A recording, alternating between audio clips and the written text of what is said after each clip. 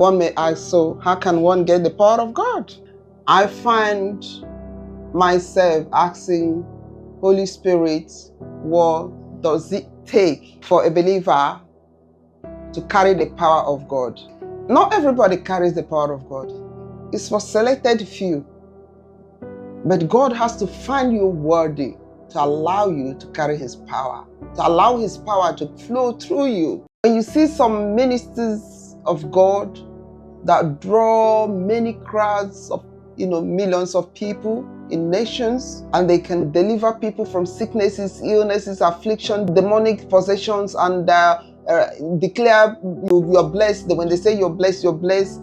All of those things, when they say those things, it is the power of God in their life that enforces those declarations they make over people's life.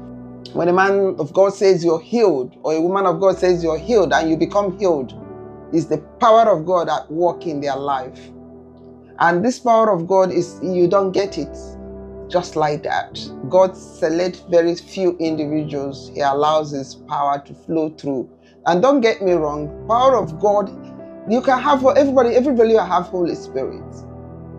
Every believer have Holy Spirit. But for Holy Spirit to allow the power of God to give you that power of God, first of all, God has to choose you for His kingdom on earth, and then He has to empower you, and you have to satisfy God's own requirement. He always has requirements that He wants people to meet so that He can release His power to flow through them. So that is the power of God. I just thought I shed a light on what power of God is. Power of God, I just wanted people to see the difference between having Holy Spirit and not having power. And a lot of Holy Spirit carrier do not carry the power. The power is the additional thing that gets the Holy Spirit. It's in Holy Spirit, but it's only activated to those that is chosen for certain assignment, kingdom assignment on earth, okay, by God, okay? So to receive power of God, you must examine yourself. Are you ready to meet God's requirement for power?